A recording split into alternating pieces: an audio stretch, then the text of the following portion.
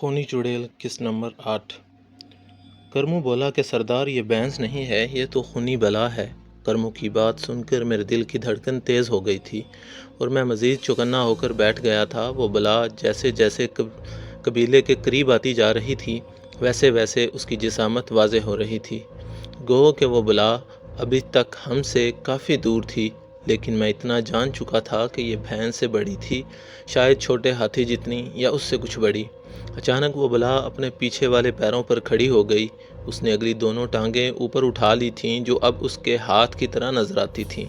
وہ کچھ دیر وہاں کھڑی آس پاس کا جائزہ لیتی رہی، جیسے کوئی فیصلہ نہ کر پا رہی ہو کہ کیا کرنا ہے۔ پھر وہ قبیلے کے اندر جانے کی بجائے پچھلی دونوں ٹانگوں پر چلتی ہوئی ہماری طرف آنے لگی۔ دور سے دیکھنے پر یوں لگ رہا تھا جیسے کوئی انسان چلتا ہوا آ رہا ہو۔ کرمو میرے کان کے قریب ہو کر بولا کہ سردار کیا ارادہ ہے؟ میں نے کرمو سے کہا کہ ابھی انتظار کرو، کچھ کرنے کی ضرورت نہیں۔ وہ بلا ہماری طرف آ رہی ہے، اس کا جائزہ لینے سے پہلے کچھ بھی کرنے کی ضرورت نہیں۔ اب اس کی چال میں تیزی آ گئی تھی، کئی بار وہ رک کر اچھلنے لگتی اور پھر آگے چل پڑتی۔ اب وہ ہمارے اتنے قریب آ گئی تھی کہ مجھے اس کے بالوں بھرا جسم نظر آ رہا تھا۔ میں نے کرمو کے کندھے پر ہاتھ رکھا اور اپنی طرف متوجہ کرتے ہوئے کہا کہ کرمو میری بات ٹھیک نکلی، یہ کوئی بلا نہیں، یہ درندہ ہے اور ریچھ ہے۔ لیکن میں حیران ہوں کہ اتنا بڑا ریچھ کیسے ہو سکتا ہے؟ میرے گاؤں میں کئی بار مداری والا ریچھ لے کر آتا تھا۔ وہ ریچھ کافی بڑا اور تگڑا تھا، میں نے اسے اچھی طرح دیکھا ہوا ہے، لیکن وہ ریچھ پوری طرح جوان ہونے کے باوجود جسامت میں اس کے آدھے سے بھی کم تھا۔ یہ تو واقعی بڑے سائز کی بھینس جتنا ہے۔ اس کی چال تو دیکھو، کیسے مست ہو کر چلتا ہوا آ رہا ہے۔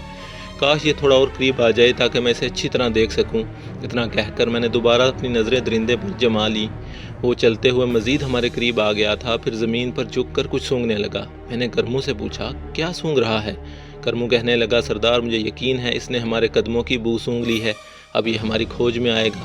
کرمو نے ابھی بات مکمل کی ہی تھی کہ درندہ تیزی سے چلتا ہوا درخت کی جانب بڑھنے لگا۔ ساتھ ساتھ وہ زمین پر کچھ سونگھتا ہوا بھی آ رہا تھا۔ شک کی گنجائش نہیں تھی، وہ ہمارے تعاقب میں آ رہا تھا۔ نہ جانے مجھے لگا کہ ہم دونوں اس کا مقابلہ نہیں کر سکتے۔ کرمو تم جلدی سے اپنی چادر اتارو اور مجھے دو۔ میری بات سن کر کرمو نے اپنے کندھے پر رکھی بڑی سی چادر اتار کر مجھے پکڑا دی۔ یہ کالے رنگ کی موٹی اور بڑی چادر تھی۔ میں نے اسے اپنے اور کرمو کے اوپر اچھی طرح لپیٹ لیا۔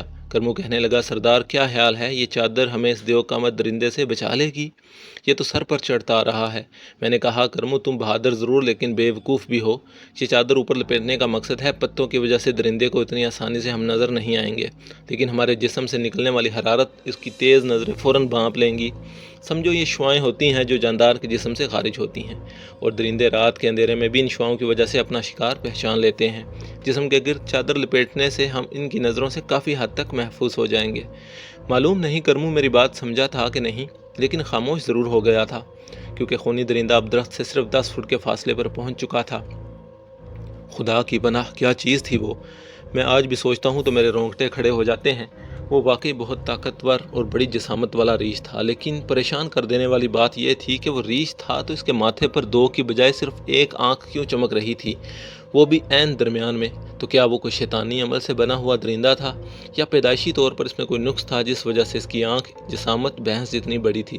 اپنی آنکھ سے یہ سب منظر دیکھ کر میرے ماتھے پر پسینہ چمکنے لگا۔ درندہ کچھ دیر رک کر آس پاس دیکھتا رہا، پھر اس نے اپنی واحد آنکھ درخت کے اوپر جما دی جیسے کچھ تلاش کر رہا ہو۔ ہم دونوں سانس روکے بیٹھے تھے، ہماری ذرا سی حرکت بھی ہماری موت کا سامان ثابت ہو سکتی تھی۔ مجھے معلوم تھا کہ درندہ درخت کے اوپر اتنا نہیں چڑھ سکتا جہاں پر ہم دونوں موجود تھے، لیکن پھر بھی اس بات کی کوئی گارنٹی نہیں تھی، کچھ بھی ہو سکتا تھا۔ میں اچھی طرح جائزہ لے رہا تھا، لیکن بہت لمبے بالوں سے اس کا سارا جسم ڈھکا ہوا تھا، بس ماتھے پر ایک چمکدار آنکھ تھی جو صاف نظر آ رہی تھی۔ وہ کچھ دیر ہماری جانب دیکھتا رہا، پھر دوبارہ قبیلے کی جانب منہ کر کے کھڑا ہو گیا۔ اس کے انداز سے لگ رہا تھا کہ وہ فیصلہ نہیں کر پا رہا کہ قبیلے کے اندر گھسے یا نہیں۔ پھر اچانک وہ تھوڑا آگے گیا۔ اس جگہ پر جنگلی جھاڑیوں کا ایک ذخیرہ سا بنا ہوا تھا۔ وہاں جا کر درندہ زمین پر بیٹھ گیا اور اگلے پنجوں سے زمین کھودنے لگا۔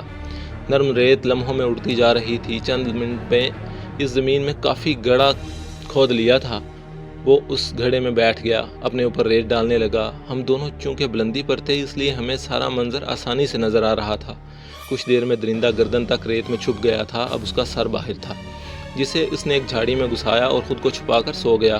یہ عجیب طریقہ میں نے پہلی بار دیکھا تھا۔ کرمو آواز میں بول رہا تھا سردار یہ تو سو گیا، اب کیا کرنا ہے؟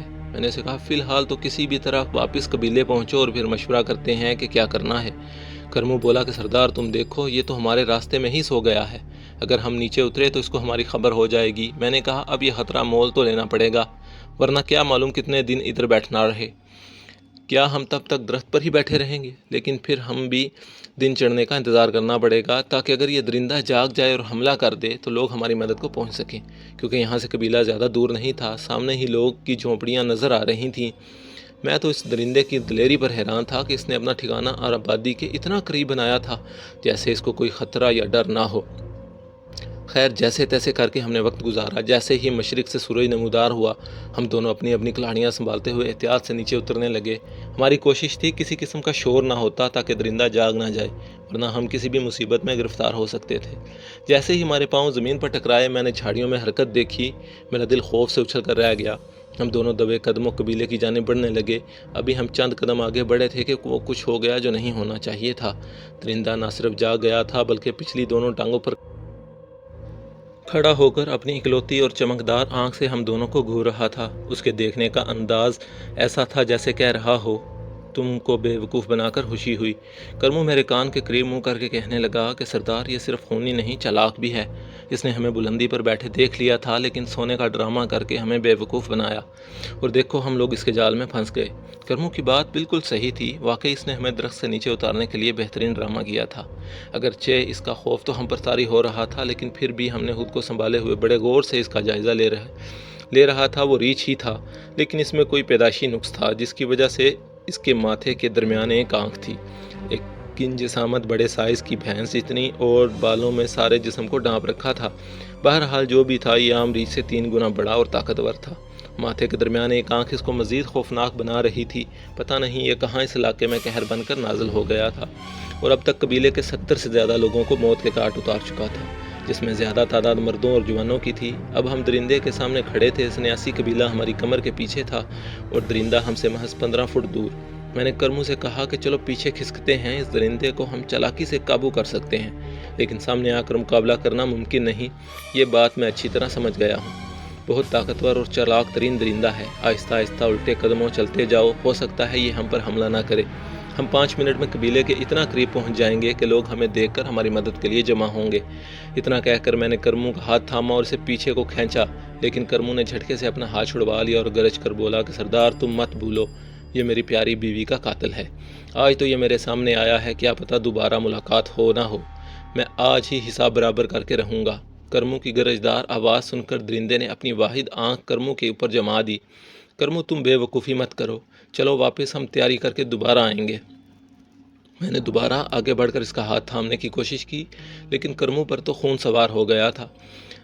وہ اپنی پیاری بیوی کے قاتل کو سامنے دیکھ کر اپنے آپ سے اختیار کھو بیٹھا۔ وہ دھیرے دھیرے درندے کی جانب چل پڑا۔ میں اسے آوازیں دیتا رہ گیا لیکن اس نے میری ایک نہیں سنی اور مزید آگے بڑھ کر درندے سے محض 7-8 فٹ دور پہنچ کر کھڑا ہو گیا۔ درندے کی ساری توجہ کرمو پر تھی۔ میرا دل زور زور سے دھڑک رہا تھا۔ میں نے بھی اپنی گلہاڑی مضبوطی سے تھام رکھی تھی، اگلے لمحے کچھ بھی ہو سکتا تھا۔ پھر کرمو نے وہی کیا جو رات کو سردار تارا خان کے ڈیرے پر کیا تھا۔ اچانک ایک گھٹنا زمین پر جما کر نیچے جھک گیا۔ اس نے کلہاڑی کو ہاتھ میں اچھی طرح تولا اور پھر آنکھ بند کر کے کلہاڑی کو زور سے چاروں جانب گھمانے لگا۔ مجھے معلوم تھا کہ اب وہ کیا کرنے والا ہے، یہ تماشا میں پہلے بھی دیکھ چکا تھا۔ پھر کرمو نے چنگھاڑتے ہوئے کلہاڑی ہاتھ سے چھوڑ دی۔ میں نے سانس روک کے یہ تماشا دیکھ رہا تھا۔ مجھے یقین تھا یہ کلہاڑی کا وار خالی نہیں جائے گا۔ پھر ایسا ہی ہوا، کلہاڑی ہوا میں اڑتی ہوئی زناٹے دار آواز سے درندے کے سر میں جا لگی۔ کرمو ابھی تک آنکھیں بند کیے اس پوزیشن میں جھکا ہوا تھا، یہ اس کا شکار مارنے کا خاص طریقہ تھا۔ میں نے کلہاڑی کو بجلی کی رفتار سے درندے کے سر میں دھنستے دیکھا تھا۔ مجھے یقین تھا اگر یہ وار دارا سنگھ کے پاگل ہاتھی کے سر پر لگتا، جس کی کہانی میرے دادا ابو نے سنائی تھی، اگر آپ لوگ ڈیمانڈ کرو تو اگلی کہانی اس واقعے پر لکھوں، تو وہ ہاتھی بھی چڑیا کی طرح پھڑک کر زمین پر جا گرتا۔ لیکن اس وقت حیرت سے میری آنکھیں باہر نکل آئیں جب کلہاڑی اس کے سر میں ٹکرانے کے بعد آہستہ سے زمین پر آ گری۔ کلہاڑی اب درندے کے پاؤں میں پڑی تھی۔ میں نے خونی درندے کی آنکھ میں وحشت اترتی دیکھی۔ وہ لمبے لمبے قدم اٹھاتا کرمو کے سر پر پہنچ گیا۔ پھر اس نے جھک کر اپنے آگے والے پنجوں سے کرمو کو گردن سے دبوچ کر اوپر اٹھا لیا۔ آخری قسط جلد پوسٹ کر دی جائے گی۔